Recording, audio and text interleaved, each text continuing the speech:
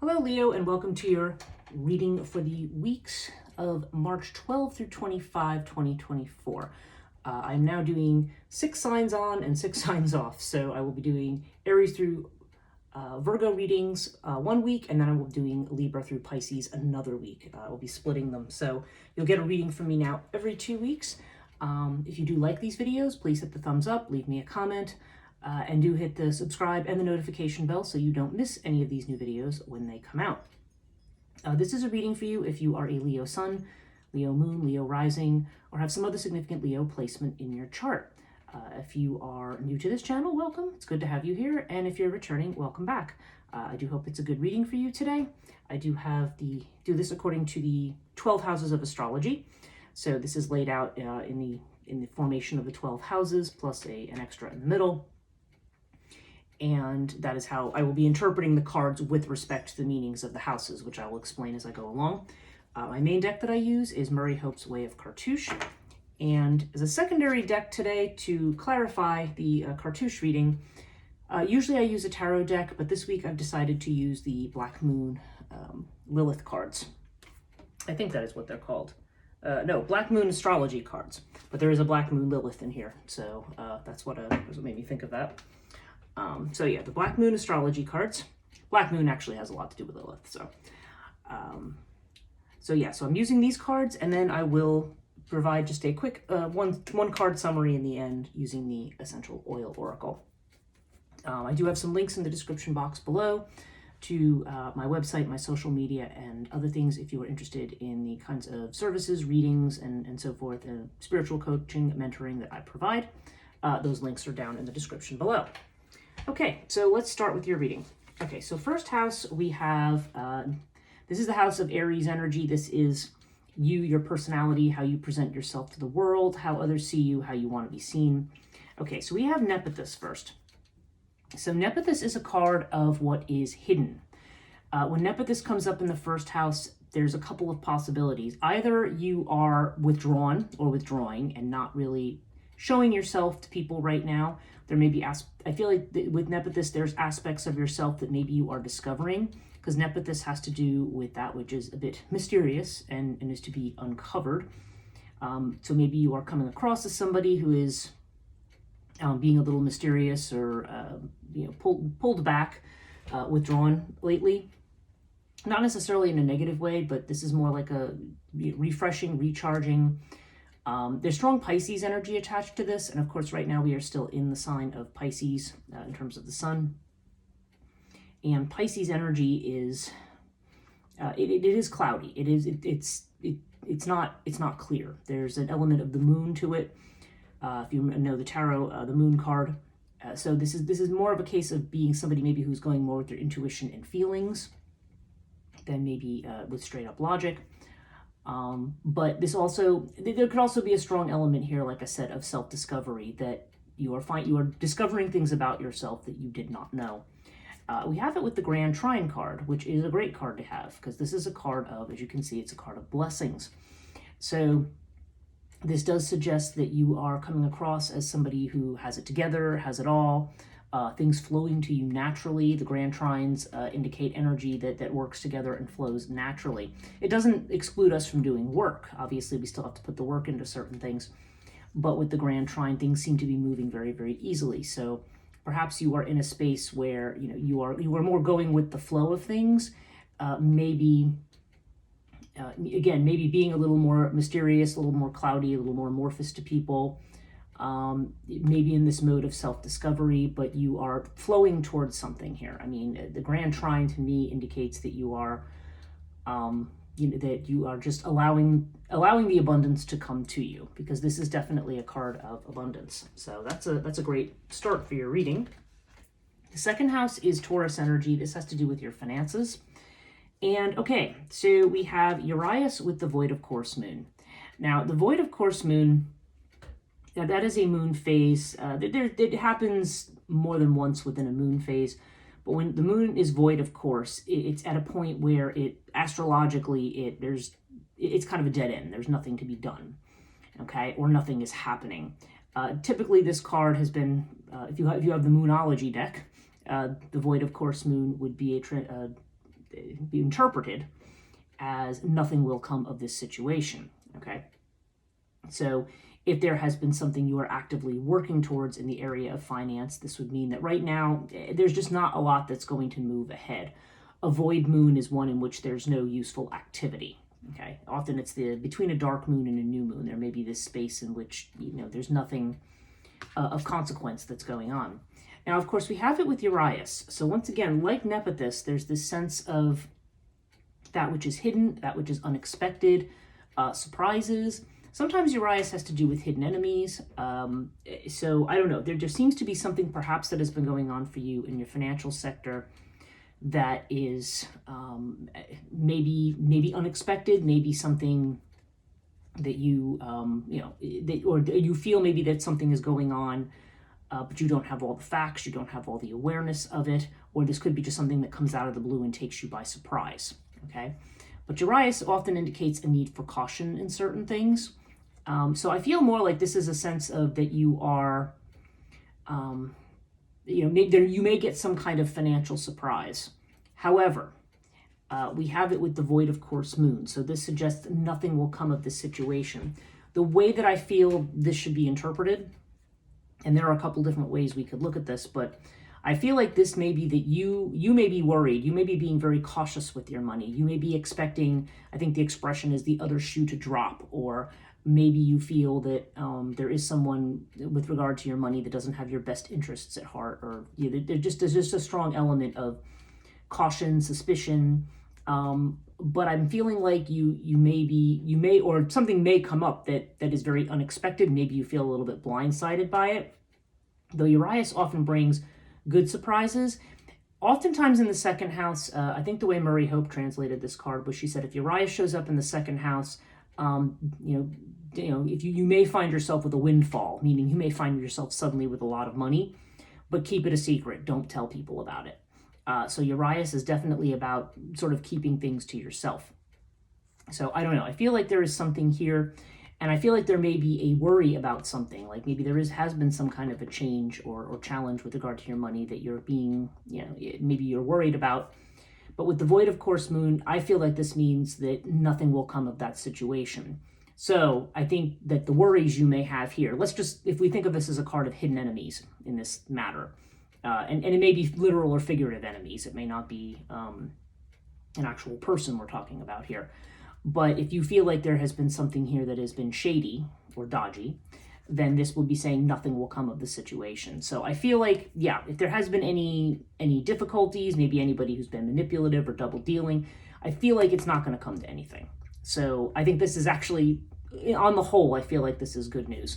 Anything that seems like it's suspicious, out of place, unexpected, and maybe that you're unsure about, I just feel like whatever maybe your worst fears might be about that are not going to come to pass with the void of course moon. I mean, you could look at it the other way as something that comes out of the blue that seems like a good opportunity and then doesn't come to anything. That's possible as well. But I don't know why I'm feeling like somebody here is nervous or suspicious about some kind of situation with money or somebody else being involved in their money. But it may be saying, nothing's going to come of it. Okay. I hope I explained that well enough. Okay. Third house. This is Gemini energy. So this has to do with messages coming in, communications. And it can have to do with self-employment. So it can have to do with your own business. If you have your own business. This card also, this particular house also has to do with sibling relationships. So brother-sister kind of things. And also with travel in the set, but short distance travel, not long trips, just short journeys. And you have air with Black Moon Lilith. Okay, so air, first of all, is an air, Gemini is an air sign. And this is definitely a card of either communication or travel, okay, when air shows up. So there may be messages coming in, there could be trips, but again, this is the house of short journeys, so this wouldn't be anything that's very far. I do feel like this may have to do with a message. And again, we have this with Black Moon Lilith. And Black Moon Lilith indicates, she's slightly nude there, so we're going to cover that up. I just feel like, there's this idea of some kind of a message coming in, something that you're not expecting. Black Moon Lilith, I mean, I think the way it's described in the book on for this deck is, something lurks. Okay, there's something that you know is happening in the background, something that you're waiting for, maybe something that you're finally going to get a message about, or maybe you're going to get a message confirming some kind of suspicion you've had about something that seems to be going on in the background. And this is really interesting in light of what we're seeing in these first two houses. There's this sense here, both in the first and the second house, of something that's going on that's not quite above board, or that's not quite clear, or that's not quite seen. And so we've got this in 3 houses in a row, which is really interesting. So I feel like so far, Leo, I can just say you seem to have a sense right now, maybe with regard to a business, maybe with communications, maybe something to do with money. Like I said, this is sibling relationships, so maybe family's involved in some way. I don't know. It's going to be different for everybody because this is a general reading. But when I look at this, I just feel like there's something where you feel like maybe you're looking over your shoulder a little bit with something. But so far, I'm not seeing any kind of negative result of that. In fact, if anything, I'm seeing nothing coming of it. So let's move on to the 4th house. I'll be interested to see if this pattern continues. Okay. So 4th house, this is Cancer energy. Cancer is about your home, your physical home, your sense of being, quote unquote, at home wherever you are. So your sense of security. This also has to do with family and ancestry in particular, and your roots, and sometimes also specifically with the mother. Okay, so here we have Buckle of Isis with Chiron. Okay, now Buckle of Isis has strong mother energy attached to it, usually in the sense of childbirth or giving birth. So I don't know. Usually, if I see Buckle of Isis in the 5th house, that's more of an indication of a child that's on the way, but it is still possible, I think, in the 4th house. There could be somebody who's becoming a mother. But that doesn't necessarily have to be the case. In fact, probably more often than not, that's not what it's referring to. Buckle of Isis indicates sacrifices or changes that you are making that are going to be rewarded. Okay, so whether this has to do with selling a house, whether this has to do with doing some kind of work on your house, remodeling or redecorating, or maybe spending some money on repairs or something. That all is elements of sacrifice that you might be making. Financial sacrifice, labor or material sacrifice, whether you're doing it or you're paying someone to do it. But whatever you're doing, it's going to be worth whatever you're putting out right now. Okay. Also here, this could also have to do with family matters as well. So maybe there are family relationships where there's a need to make some kind of an effort or a sacrifice or give something up, for the sake of, I don't know, of another family member or for a situation. Again, it's going to depend on it's going to depend. Everybody's going to be different in terms of what this is going to mean. But we have it with Chiron. Now, Chiron is the wounded healer. Currently, Chiron, which is an asteroid, is in Aries.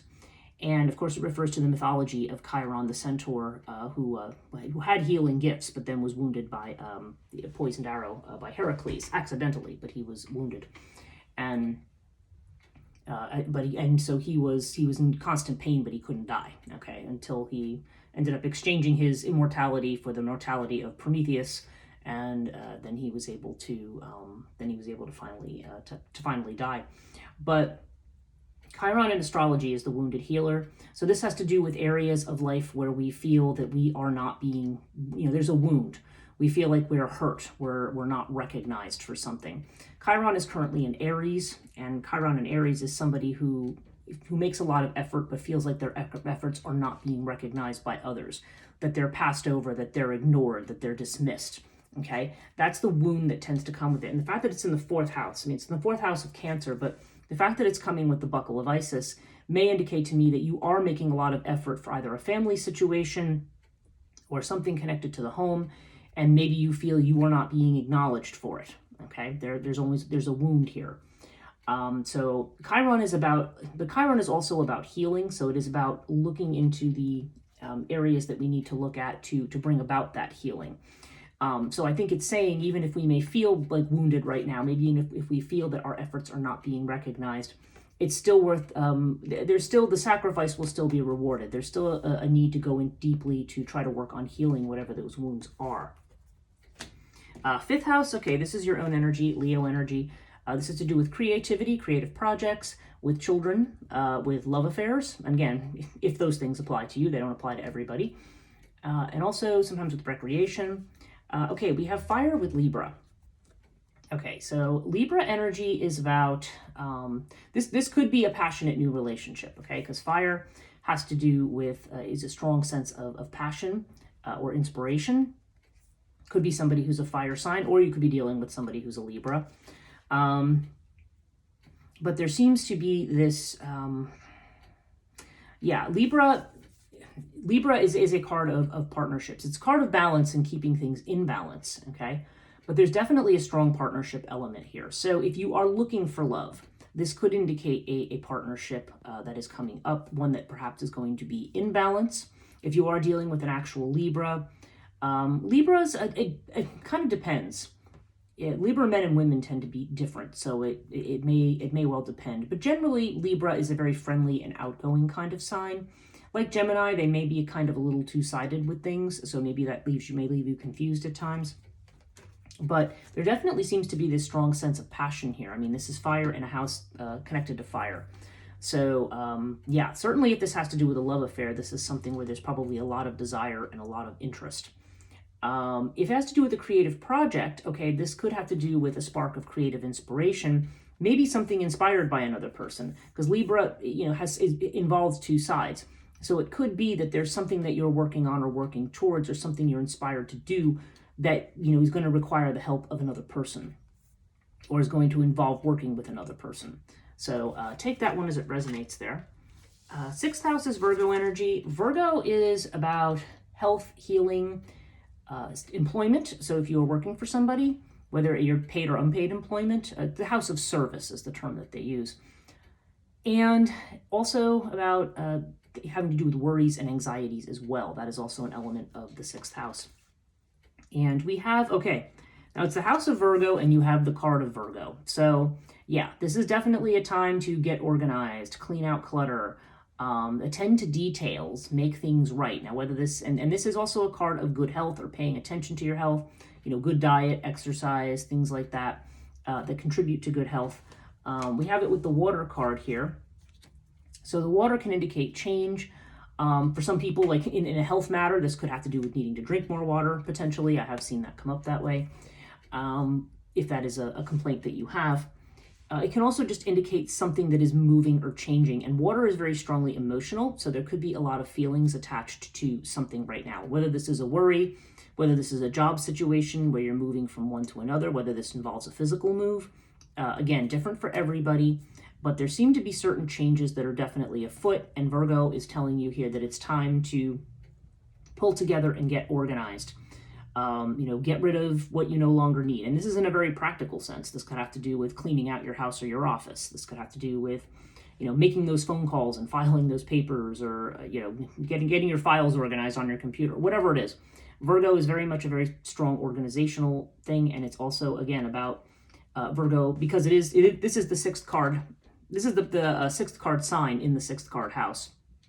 So the sixth house is the house of Virgo. Virgo is the natural ruler. And so the natural ruler is in the house. So this is saying that, yeah, all the things that Virgo represents, good health, habits, healing, good health habits, and again, taking care of business by paying attention to details and staying organized. All of that is the elements of Virgo. And I feel like you are doing this in preparation for some kind of a change or a shift, whether this is a change in job or not. Again, may vary. May just be something that you are worried or concerned about right now. So I feel like if there are these kinds of changes, maybe there are some things happening here that are unexpected that we're seeing in this first part.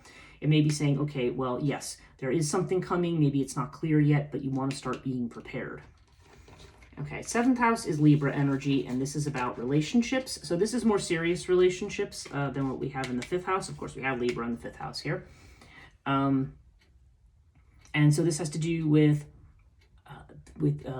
marriages. It can have to do with business partnerships, any kind of legal or contractual arrangements, because Libra is, as we see down here, is the scales. So it's the scales of justice. So a lot of times this has to do with legal or committed partnerships, as opposed to love affairs, which might just be casual dating here. And then this would be something more serious or, you know, with a legally binding element to it. Okay, we have Crook and Flail with Pisces. Okay, so for some people, now Crook and Flail does have a strong legal vibe to it. So this could be entering into a new business contract or partnership with somebody. This could have to do, potentially, you could be taking a relationship and quote unquote making it legal. Okay, that is possible. This could also potentially indicate a partner who is somebody who is well known or seen, or somebody who is an expert or authority. So this is definitely somebody who is very visible. I mean, it could be you, but being this is the house of partnership, I feel like this is referring to the partner. Now Pisces, this person could be a Pisces, does not have to be. But Pisces, again, there's that cloudy energy that we have. Now it's interesting because it's across from the first house. First, the houses that are across from each other often have a connection. So this is you in relationship, right? And so we've got Pisces over here in the first house, and we've got Pisces over here. So both in terms of you and how you're projecting outwards and how you're relating to others, there seems to be some uncertainty here. Pisces can indicate, this has to do with imagination. It can have to do with situations that are not clear, where we're not sure if we're being delusional or not. But it can also just have to do with something that's just very dreamy and very escapist. Pisces, yeah, the words here are I believe. This is more about what we're feeling and what we kind of sense, rather than something that we can pin down in kind of a factual way. So I don't know. I feel like there may be something, perhaps there is a love affair here. Maybe there is a very passionate love affair, but maybe right now the idea of moving towards a commitment, and maybe it's with somebody who's very, very visible, okay? That could well be. But Pisces may be saying to us, you know, that right now the idea of a commitment or a long-term commitment might be a little cloudy or amorphous right now. Yeah, this is interesting, because there just seems like there's a whole lot of murky energy here that's going on. It doesn't mean that things are bad. It just means that they're not clear. And it could well be that we are going to see a clearing up of these things. One thing that does seem clear to me is that there is some kind of a change that is coming. There's some kind of a movement or action. Maybe something you're worried about, maybe something connected to a job. But and maybe you've had, you know, there's these elements of uncertainty that I'm seeing here, or the unexpected messages coming in. But overall, I feel like this is all going to lead to blessings and to lead to a good place. So, but right now you may not be in a position to do anything other than to clear out stuff from the past. Okay, that seems to be the main thing that is your task right now.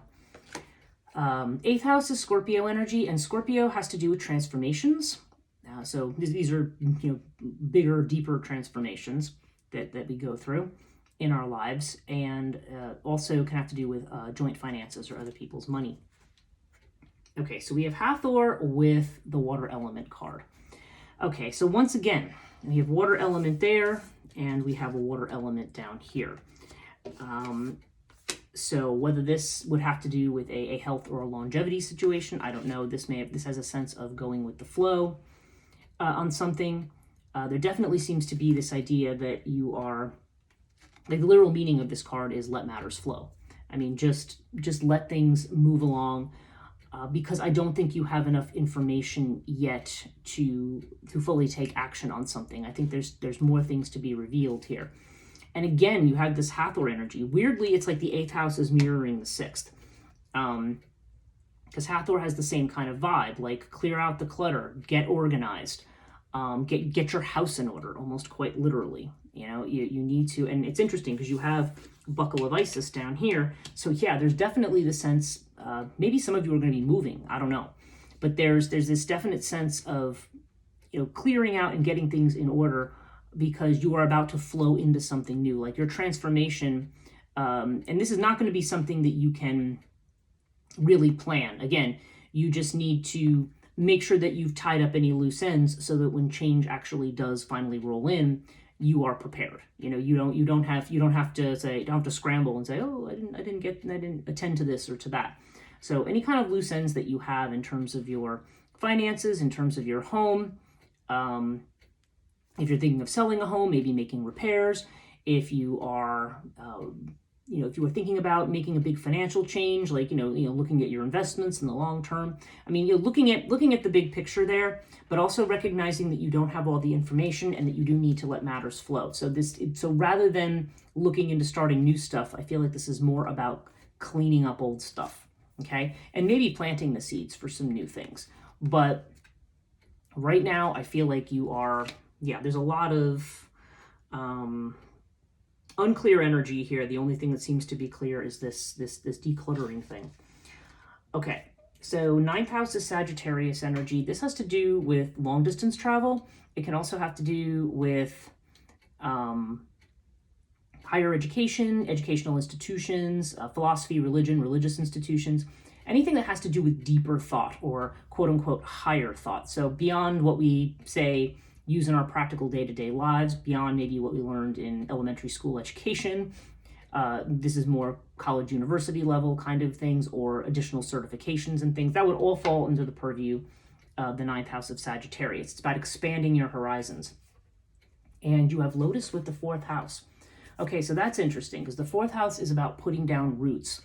And it's about origins and family. So the fact that it's coming up in the 9th house, I don't know if this is going to be for some of you a long journey to visit family, if you have family that is far away.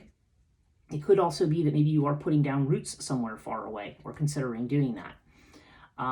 This also could indicate, like, okay, this is jumping into my head. This I think this literally has to do with ancestry. So I feel like for some people, it may be digging into ancestry and finding out roots that you have, or maybe traveling somewhere to rediscover something connected to your roots. So that may be a thing for some people. If that's not what's going on, then this could just simply be that you are expanding your horizons by looking at your roots, by looking back instead of forward right now, that you are maybe looking at the origins of beliefs or ideas, okay, where things might have come from family, okay, where your family might have been involved. Now you have it with Lotus, and Lotus is a card of peaceful continuity. So, and also about calming the mind. So I don't know, I feel it's interesting. We're seeing these things. You have the wounding of Chiron down here. You have all these cards of uncertainty, emotion. I mean, Virgo can bring anxiety and worry too. There just seems to be a lot of areas where you're just, maybe you want more solidity or want more solid ground and you don't have it right now. I just feel like everything's kind of just flowing. Again, nothing's bad. It's just not really flowing, or things just don't seem to be happening. But there's definitely a sense of not worrying about something. There's a sense of peaceful continuity. So I don't know, whatever it is connected to this that might have had you concerned, or maybe it is alternately, and maybe it's something that actually brings you a sense of peace. Okay, either way, there's definitely, if there has been something that has been of concern in this area, Lotus would indicate that not to worry, that you can you can calm the mind. And that you can, if there's something that you're worried about it changing very radically, this may be saying that it's going to stay put for right now, okay? So yeah, but there's definitely this sense of roots, putting down roots, either putting down roots far away or looking into origins, expanding your horizons by looking more into origins. 10th house, this is Capricorn energy, and Capricorn is about your career, your reputation, your fame, your legacy in terms of what you're going to leave for the world. And can also have to do with the father. Okay, so we have Ta with the 1st house card. Okay, so 1st house, this is you. Okay, this is you being visible. And in the 10th house, this would mean that the spotlight is on you. The fact that we also see this crook and flail over here in the 7th house, which is also the idea of somebody who's visible and promoted and in the spotlight. I feel like this is almost like you're saying it's your time to shine. Now we have it with Ta, which is the card of Capricorn. So you've got Capricorn energy in the Capricorn house. And Ta is a very strongly masculine energy. And Ta has to do, it's ruled by Saturn. And again, it has to do with that slowly building of something. You're constructing something. You could be constructing a business, a reputation. You may be, career climbing. You may be, looking for promotion and things like that. Whatever it is that you're working towards, there's this idea of hard work and persistence, and and this is allowing the spotlight to come on you. Like this is, you're down here, we've got Chiron not being recognized. So if you're not being recognized in the family structure, you are being recognized in the world. okay? So in the broader context, it does seem like the things that you're doing are going to be noticed.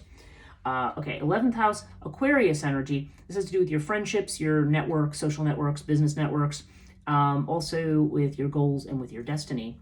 And okay, we have Anubis with the air element card. So there's definitely, okay, with Anubis, there's a strong sense of both travel and negotiation here. Okay, Anubis is a card of travel, air is a card of travel. Whether this means travel in connection with friends or for business or something like that, that could be something that's coming up.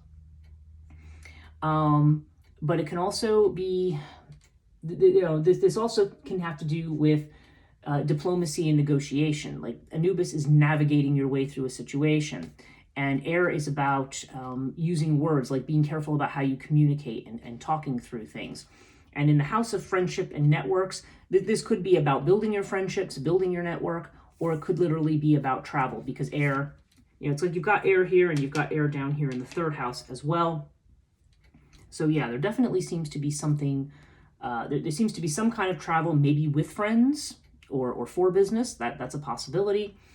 Or something you're trying to achieve may be achieved through travel or through movement, or there may be something that you have to negotiate. You may need to be verbally on point and being able to do that. Okay, 12th house is Pisces energy. Pisces has to do with what's hidden. So what's in the imagination, what's unseen, what you might be afraid of, what you don't want to show to other people. Okay, and we have Thoth with Aries. Now, when Thoth shows up in a 12th house, a very, again, like the 8th house, this is a very highly spiritual house. When Thoth shows up here, I feel like there is something going on that has to do with, if you believe in the idea of karma, then it's connected to that. If you don't like that particular term, then this could have to do, again, with ancestry, or it can have to do with spiritual healing of some kind, because Thoth has to do with healing on the deepest level, soul healing.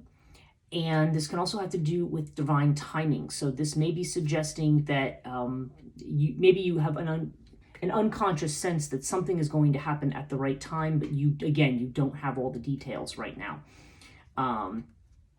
So Thoth definitely indicates this kind of underlying feeling or sense of timing, of things, the right things are going to happen at the right time. And you have it with Aries as well. Now, Aries in the 12th house is usually somebody who likes to work independently, okay? This is a card of action and working, but it's not necessarily wanting to work with others. It may be wanting to do things on your own. And oftentimes people who have Aries in this position in their chart are people who do like to work, like to work by themselves and not necessarily get involved with teams and things like that. But the fact that we also have Aries here, there's definitely a lot of fire and a lot of action. I wouldn't call Aries, it has Mars energy, so it can be aggressive, but I don't feel like this is necessarily saying you're going to be aggressive, but just that maybe you might be impatient for action on something. You might be ready to move ahead, but this may be telling you that you have to wait for the right time to do something. So I feel like unconsciously, consciously, you're kind of saying, well, gee, I don't know, see. But that's saying that you are getting a bit impatient to move ahead with something, with some kind of life change. But again, there's this sense of, you've got water over here. This is real alchemy for you, because you got to get fire and water to kind of work together here and harmonize with each other. So you want to take your boldness and your initiative and your desire to move forward, but also combine it with your intuition and understand that you have to flow with whatever's going on here. Overall, you have Bast with the 5th house card, which is the house of creativity. This can, again, also have to do with love affairs or being involved with somebody else. All the stuff connected to the 5th house. Creativity, children, love affairs, things people do for leisure. This is definitely also a card of being seen, okay? This is a card representing your own energy, Leo energy. So so you definitely seems like you are in your element. You are being recognized. If you're not being recognized for creative work, you may be maybe both creative work and possibly a new passionate relationship that may be coming up. There is and you have this with Bastet. So again, there's this idea of liking, wanting to be seen, wanting attention. Bast is somebody who's happy, who wants to be appreciated and liked by others, but also is somebody who's also sensitive to and aware of the feelings of others. And also there's a strongly intuitive element to Bast as well. So you, again, with all the water that I'm seeing in this, and this idea of, you know, uncovering origins and uncovering wounds, and working on certain issues connected to home and family, and you know, this idea of, okay, it's time to clear out because things are about to change in a big way. I just feel like you are prepping yourself for major changes, and you are prepping to be seen. Like you are, if you haven't been out in the public eye a lot, like now I think you're going to be, and it may not be alone. There may be in connection with a partner. But I feel like right now there's still maybe a lot of the details of this may still be a bit fuzzy. There may be things that have not happened yet. So really the best thing to do is literally what it says here in the 8th house. Let matters flow. Go with the flow. See where this is all going to take you. And you're going to see what new situation you are flowing into. So let's draw a essential oil oracle card for you. So what does Leo need to know this week? This March 12th through March 25th, 2024. Okay. And your card is Lang Lang. Okay, that's the name of the oil. This is an essential oil oracle. And I'll read to you what it says. The top word here is awaken. The trigger statement is, I don't know what to do. The true statement is, every moment is a new opportunity. Take time today to engage your senses and create. The tension that has been dividing your head and heart is leaving, okay? And that's funny that I was talking about water and fire, because yeah, that's the tension between action, taking control, and then yielding control. So yeah, I feel like, yeah, you're definitely moving into a place where you're going to have a whole lot going on here. If you're not in a relationship, it looks like there could be some kind of a new passionate relationship that is coming into play. It does look like you're going to have a great deal of visibility with your career. There may be some travel involved here for something, or you may be traveling for work. And there's also this sense that you need to, if you're going to focus on doing something right now, it's clearing out, decluttering, and tying up loose ends, because I feel like you are about to be launched into something new. We just haven't quite gotten there yet, but you can feel that it's coming, and your feelings are right. That's it for this week. I hope that this reading was helpful. If you did like this video, please hit the thumbs up. Leave me a comment if you choose, and you can subscribe to the channel, and if you and hit the notification bell so that you know when these videos will be coming out. Thanks so much for watching, and we'll see you next time.